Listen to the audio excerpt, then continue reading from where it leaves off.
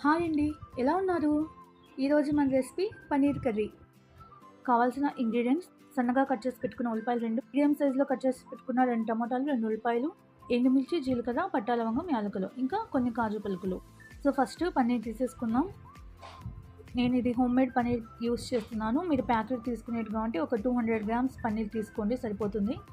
Cut చేసి పెట్టుకున్న పన్నీర్ ముక్కల్లో వేయించిన జీలకర్ర పొడి, ఉప్పు, పసుపు, కారం వేసి ఈ మసాలాలన్నీ పన్నీర్‌కి పట్టేటట్టు బాగా కలిపి పక్కన పెట్టుకుందాము. ఇప్పుడైతే కడాయిలో కొంచెం ఆయిల్ వేసుకొని ఆల్రెడీ మనం పన్నీర్‌కి మసాలాలన్నీ పట్టించాం కదా! అది వేసి బాగా ఫ్రై చేసుకుందాం. అంటే ఒక 2 నిమిషాలు ఫ్రై చేస్తే చాలు, లేకపోతే మరీ గట్టిగా అయిపోతుంది పన్నీరు. సో 2 నిమిషాల తర్వాత తీసి పక్కన పెట్టేసుకుందాము. ఇప్పుడు అదే కడాయిలో ఇంకొంచెం ఆయిల్ వేసుకొని మనం మీడియం సైజులో కట్ చేసి పెట్టుకున్నాం కదా ఉల్లిపాయలు ఇంకా టమాటాలు, ఇది కూడా వేసి ఫ్రై చేసుకుందాము. ఇది కూడా ఒకసారి బాగా కలిపి ఇందులోనే కొన్ని కాజు కూడా వేసుకొని ఇది కూడా ఫ్రై చేసుకుందాము.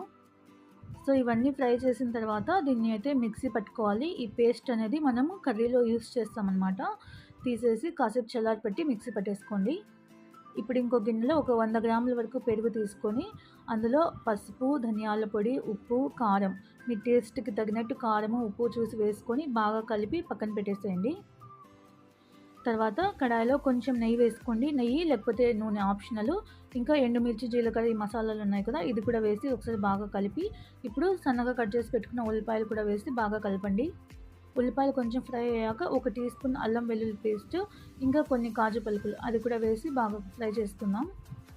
సో ఇది మొత్తం బాగా ఫ్రై అయింది కదా! ఇప్పుడు మనం ఆల్రెడీ మిక్సీ చేసి పెట్టుకున్నాం కదా! ఆ ప్యూరీని అయితే ఇందులో యాడ్ చేసుకుందాము. సో కొంచెం వాటర్ కూడా వేసి మంచిగా కలపాలి. సో ఈ టమాటాలు, ఉల్లిపాయలు ఇవన్నీ ముందే ఫ్రై చేసేసాం కాబట్టి ఇప్పుడు పెద్దగా ఏం ఫ్రై చేయాల్సిన అవసరం లేదు. కాసేపు అలా కలిపేసి ఒక్క పొంగొస్తే చాలు. తర్వాత ఇందులో మనం ఆల్రెడీ పెరుగులో ఆ మసాలాలన్నీ కలిపి పెట్టుకున్నాం కదా! అదైతే ఇందులో యాడ్ చేసుకుందాము.